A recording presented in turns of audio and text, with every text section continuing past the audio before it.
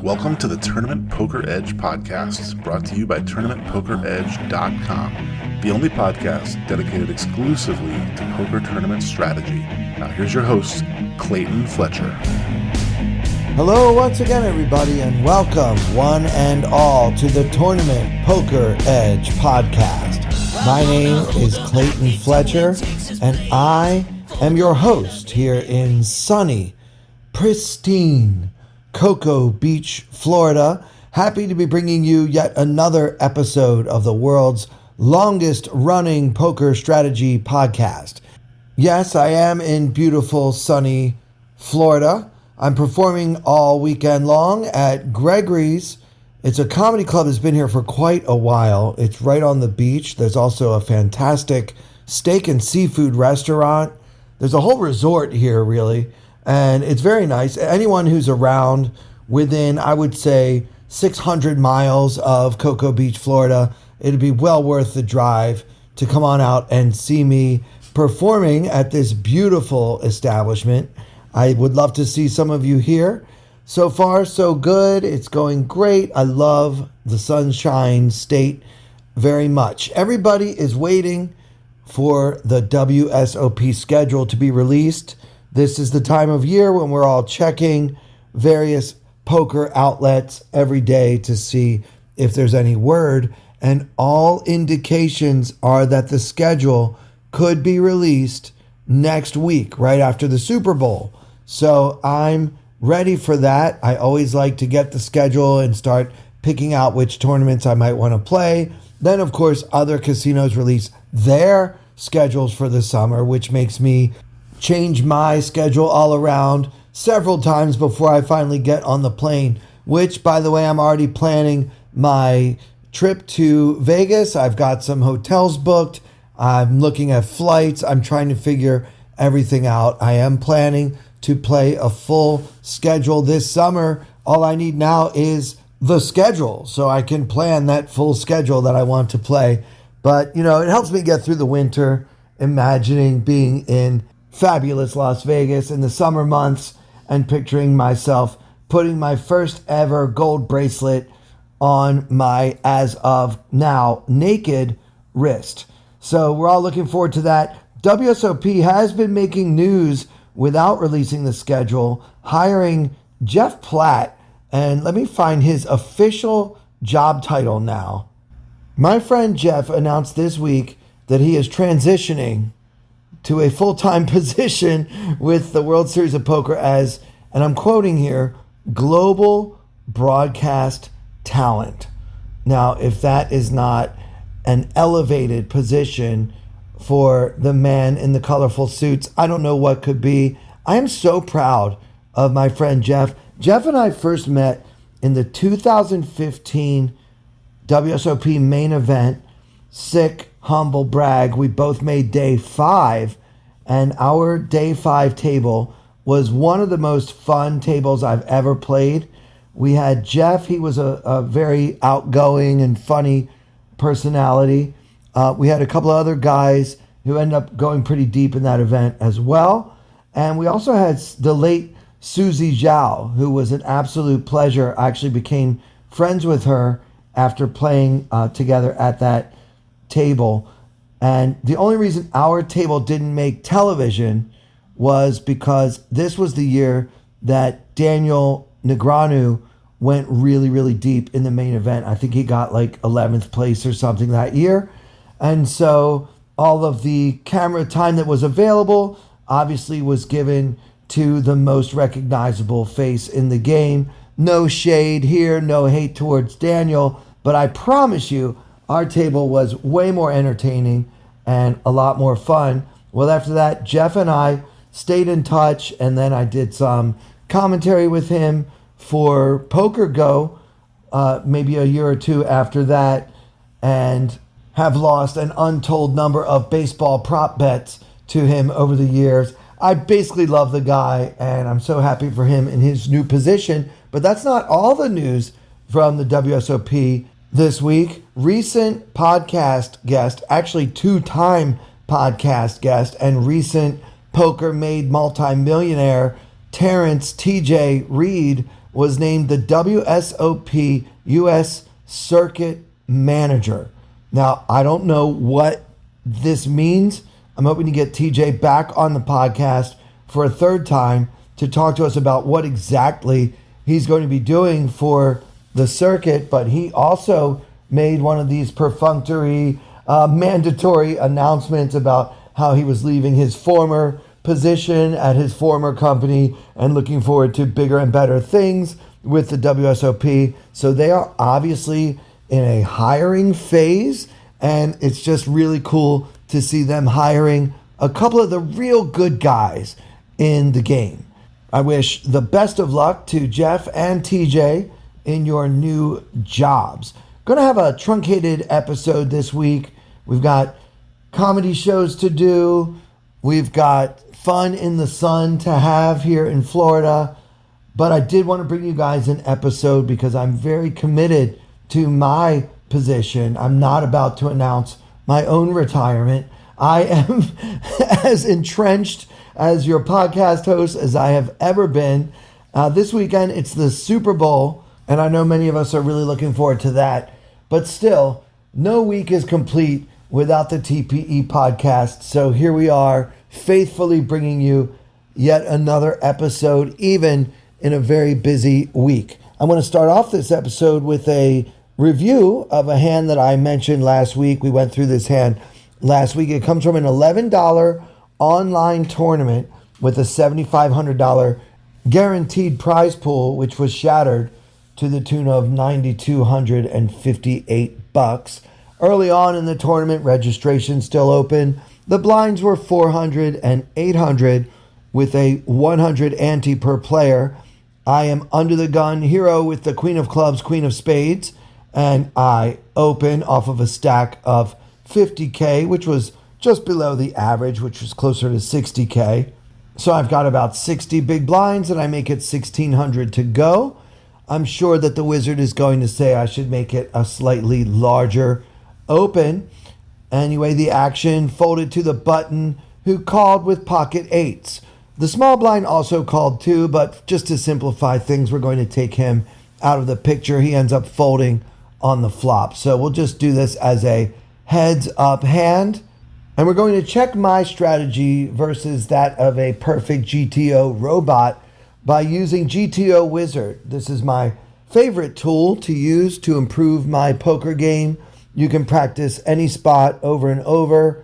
You can analyze your own play by uploading hands that you've played online, and the wizard will help you find leaks and holes in your game.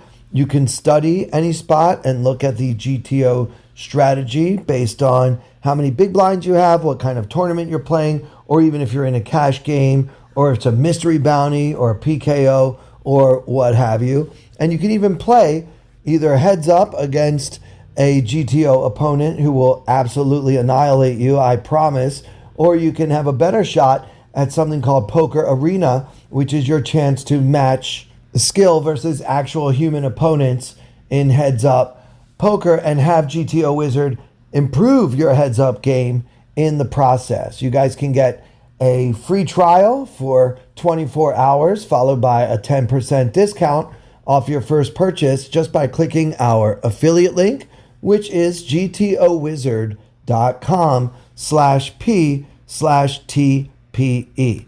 So taking a look at the line here, sure enough, with a 60 big blind stack, the wizard wants us to do a bigger open, not just a min raise, but rather 2.3 big blinds, which would be about 2,000, a little less. So yeah, I was right when I said the wizard's going to want me to go bigger.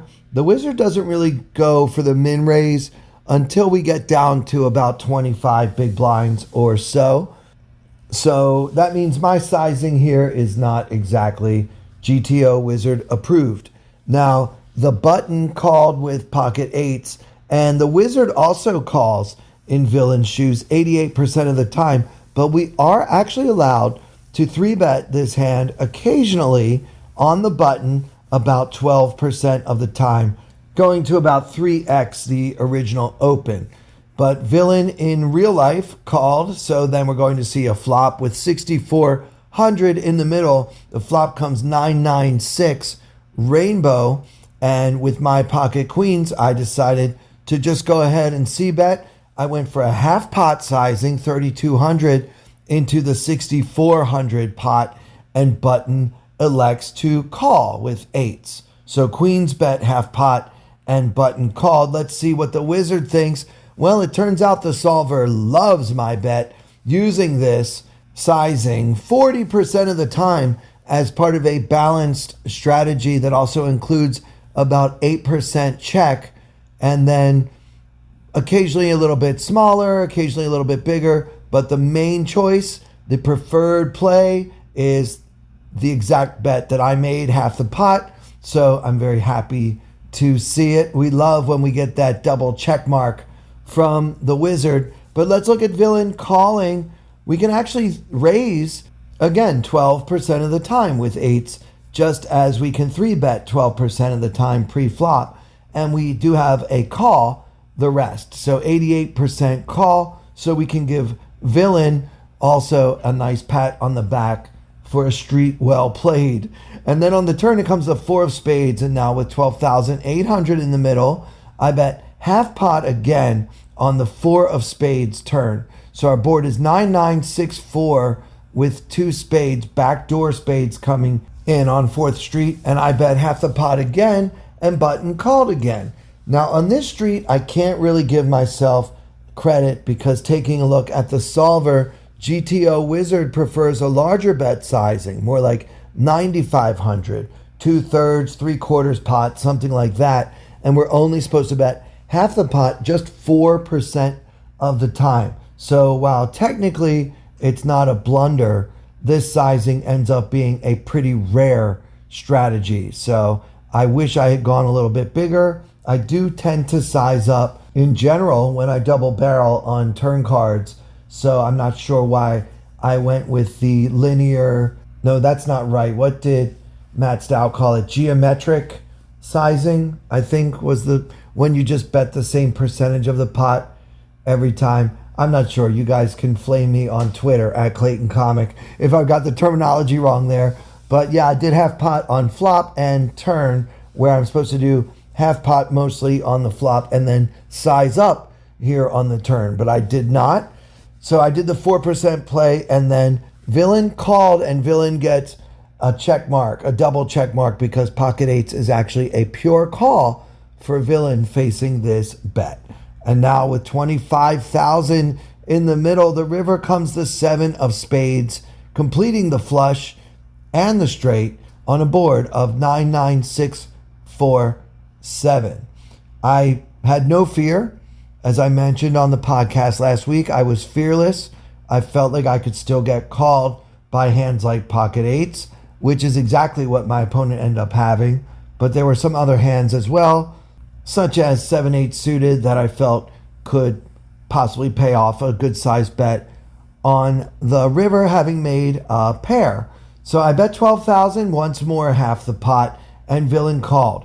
Wizard actually does bet quite often in my shoes with queens, but we are checking here 23% of the time. But this time, my sizing is wrong again, and the wizard wants to bet smaller for value, maybe 1/3 of the pot. We never actually bet half the pot on this river. I guess the theory there would just be it's very hard to get called by a hand like pocket eights or 7-6 or 7-8 or whatever else we might put him on. So we're not supposed to bet this much. We never bet half the pot on this particular river. However, other hands do, just not queens.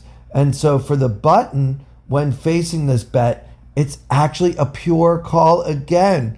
So villain played this whole hand extremely passively and lost a big pot, but actually played the hand very well, according to GTO Wizard. This is just one of those setup hands where villain is supposed to lose a ton of chips. Villain has a pure call facing this bet. So obviously, had I bet much smaller, he wouldn't have been folding to that bet either. So we have to give villain a lot of credit. It appears that although this was a hand in which I won a mountain of chips, our opponent actually played it quite well from start to finish. So you guys can see the value of working with GTO Wizard. You can see where I found mistakes that I made, sizing mistakes in my game, and those are things that I will be studying between now and the World Series of Poker this summer. Also, I'll be playing some poker after we record this podcast starting this Sunday, Super Bowl Sunday. I plan on being in Pompano Beach, Florida for the WSOP circuit event. I'm going to catch the tail end of the series there. Just be able to play one or two of the last tournaments of that series. And I'm so looking forward to getting my first live poker action under my belt for the year 2026. Once again, guys, check out GTO Wizard. The link to use once again for the free trial and the nice discount is gtowizard.com/p/TPE. All right, I want to talk about a hand that I played against a known villain in the Killingbird Home Game, which, by the way, guys, if you have never played in the Killingbird Home Game, you have to try it sometime. It's every Tuesday night at 8 p.m. Our friend TPE head honcho himself, Derek Killingbird Tenbush, has a home game for his friends and followers where he plays online and he streams right along with it on twitch.tv/Killingbird. So I played last week on Tuesday and I got into a hand versus a known villain. By the way, it was very early on. 15 and 30 were the blinds and there was no ante yet. So quite early. I think this might be level 1. At the latest, it's level 2 of the tournament. And a known villain, someone that I've tangled with quite a bit. I even have HUD stats on him. He goes by the name of AZ Gerbster, and he is known to be a friend of the podcast. He often plays in the TPE free roll and is a regular in the Killingbird Home Game.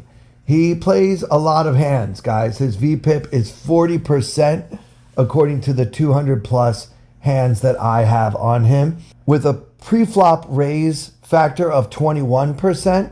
So he only comes in for a raise pre-flop about half the time when he VPIPs. So that's not great. AZ Gerbster, you want to get that number up a little bit higher. Take more charge of the hands that you want to get involved in.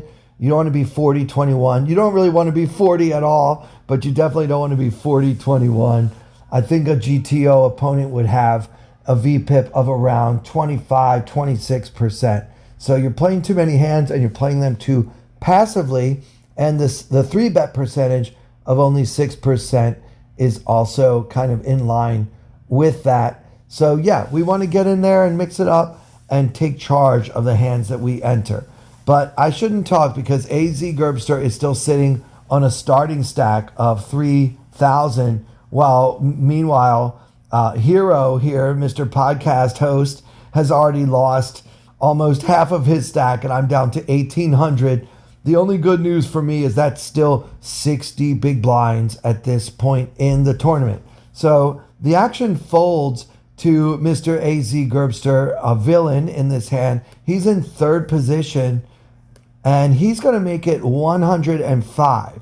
So it's a large raise sizing, 3.5x, a pot-sized open from AZ Gerbster.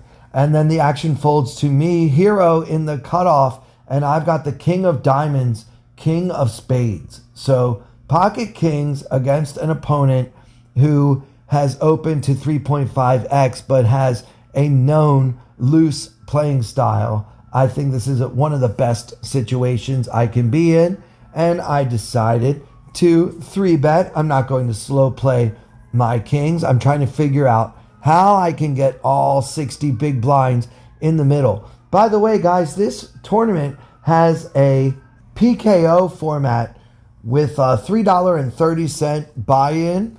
And so I think everybody's bounty is $1.50 to start the tournament. So yeah, I mean, he's got incentive to get involved with me. So for that reason and many others, I decided to 3-bet, perhaps a little bit bigger than I otherwise might. I made it 375. So the original opened to 105 with no antes, by the way. And I 3-bet to 375. So 3.5 times the original bet. And the action folds back around to AZ Gerbster, who calls. So I really like this outcome. I'm in position with what's almost certainly the best hand, and I've created a very favorable SPR. There's about 800 in the middle, and I've only got about 1,400 left in my stack. So if I flop an overpair with pocket kings and I've got an SPR under 2, as I do in this case, there's never going to be anything that could possibly happen to make me fold. I'm basically pot committed, and so I'm thrilled that we've got this outcome and that we're going to play a pot, and hopefully I can double up in this micro stakes PKO tournament. So the flop comes queen of spades, 8 of diamonds, 4 of spades. So queen 8-4 with 2 spades, hero with the king of diamonds, king of spades.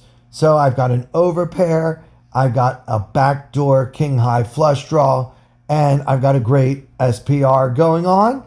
And the villain, AZ Gerbster himself, checks it over to me. And I think I'm obviously going to want to bet this flop pretty close to 100% of the time. And guys, I want to talk a little bit about my table image. Typically when I play in either the home game or the free roll, I think that most of my opponents see me as a wild and loose opponent. And as a result, they typically don't think I ever have anything, which tends to work to my advantage those times when I actually have a big hand like I do in this situation. So I'm not afraid to bet. I think I want to bet kind of chunky here. It's a fairly wet board, queen 8-4 with 2 spades. He could have a flush draw, although that's less likely when I have the king of spades.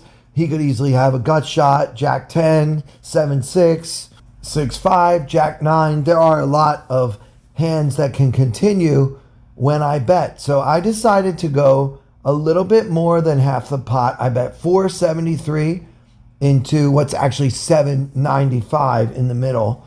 So fairly chunky there. And Gerbster makes the call. So we're going to see a turn. And now with 1,700 in the middle, I've only got 959.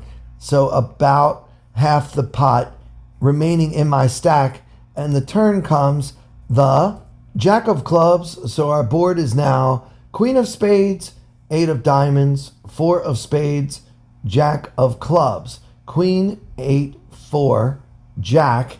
And now out of nowhere, AZ Gerbster decides to lead into the pot of 1,700. He bets 435.